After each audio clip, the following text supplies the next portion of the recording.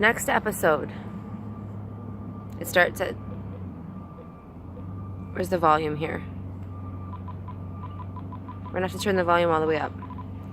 I have 2 bars of battery out of 3 on my device. Why is it recording? Why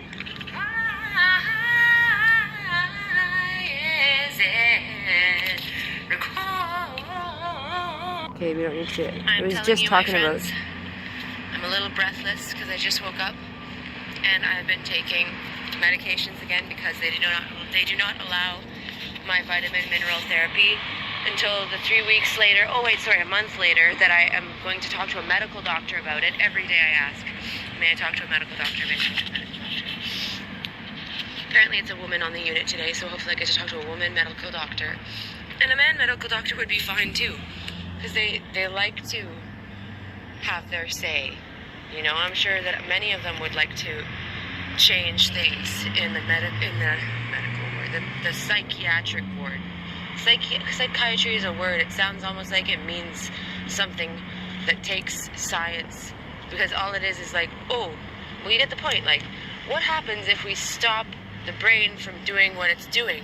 Then maybe the person is better then, because they don't like what their brain is doing. Anyway, my point is, we need a spoof movie on a psych ward. We do. Because I even make them laugh.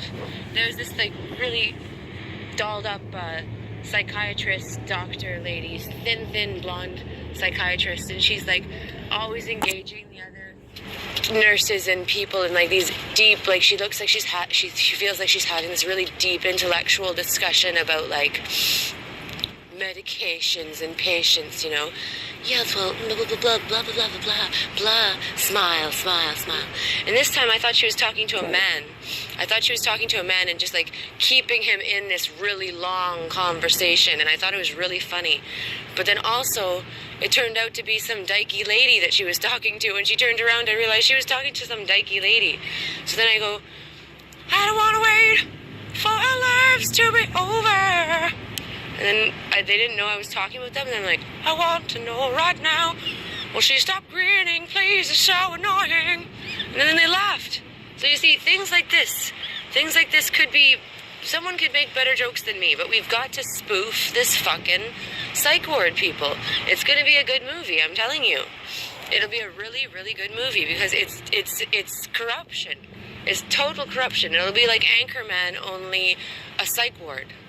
Okay? We got it? It's gonna be good, okay? And by no means do I mean this movie is gonna be a feminist movie. I mean that this movie is gonna be like a spoof, because there's other examples. What was I thinking about? Oh yeah, this female, I don't know if she was a doctor or a nurse or someone from another ward, she barges into the psych ward and behind the nursing station, and she's like, you injected them while they, you know, she's like, you sedated them, him or her, while they were sleeping. And then she just storms off, like, because they were just like, well, whatever. And then, like, they talk to each other, and they're just like, oh, it was just a little warning. Don't worry, guys, it's just a warning. So that's something else.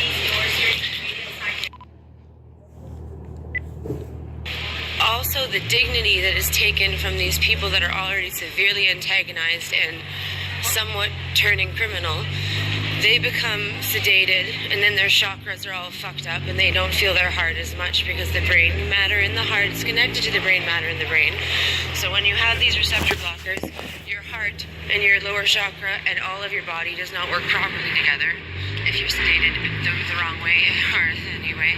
So I just wanted you to know that there was also this guy in a town nearby, and he's a psych patient or whatever. But he's, you know, he's being seen by the people in the community, so everything's fine. And then he eats a man's heart. He rips this man open on the bus, and he slowly starts eating him. So just so you know, that's something else that happens when criminals are treated like mentally ill. And he ate a man's heart. Or when any he killed person a man on the bus. is driven to insanity by the disrespect said we better get him back to the hospital. Their body being violated and their brain being violated in this way. It makes him probably believe that, because you know, if you're hearing your own thoughts, your own beliefs in your head, it doesn't mean, oh, it's just a voice. The voice is not him or her. This is what the person is thinking and feeling and believing. I don't hear things like that eat a man's heart. I hear things like what I want. I hear a little sympathy voice, or a little cheering on voice, or a little shame voice when I do something wrong, good, bad, right. I hear commentary. This is my voices, and I don't hear them that often. Don't worry, doctors. And I don't want to hear them. I don't need to. Like, I'm not doing anything wrong. See, when I hear these voices, it's because I'm drawing a picture. Like, usually when it's very quiet, when things are happening around me, I hear what's happening around me. I think I'm pretty balanced and I have a good... But even though I was off my medications again for about a month, and everything was going really good, this is just an update for, I guess, my website or whatever. I don't have access to my website anymore, unfortunately. I need to somehow get back into one of my emails, because I think I changed the email associated with the site. Anyway, I just wanted to update you guys, because yes, I was off my medications, but I wasn't hearing voices and going nuts or something. A lot of very scary things were happening around me, as in no one believed anything I say, because if I say something, it's just a crazy person talking. And yet someone had slit, they had torn, they ripped my shoe, not ripped, they cut the heel of my shoe open, and it was not like that the day before. The next morning it was cut. Something went missing, things were being moved around. Sheila's talking to herself, Sheila's crazy. Don't talk to Sheila unless you're showing up for a quick, pleasant conversation, and then walking out if she has anything to say that's upsetting her. Don't listen to Sheila. So I didn't get to talk about anything I need to talk about. But this is not how I've learned from this. You can't make people talk to you. Your little psychosis in your room is a panic attack that you aren't having on the inside. See, I fucking envy people who have panic attacks on the inside, because at least they have the option to develop their points and articulate themselves in person with someone that they do want to talk to. And I have sympathy for all of you, because people don't really tend to want to talk about anything. People want to talk about whose new baby has blue eyes, what are you going to buy their baby, and why. I don't know, that's a really negative view. I love babies. I love hearing when people have babies. I do. I'm not some kind of person who doesn't like life. I'm just someone who just wants to talk about, I think that people could, well, there's a lot I'd like to talk about right now. It's just, this is supposed to be about the spoof stuff, what we could do for the psych ward spoof. So, just, you know, I'm just, yeah. So, the criminal people are not treated like criminals. They're treated like they're given excuses. And the people that just are homeless, that's not a mental illness. Homelessness is not a mental illness. But it's very good, because this is what they have. This is like hospitals and jails. That's the ceiling on the population.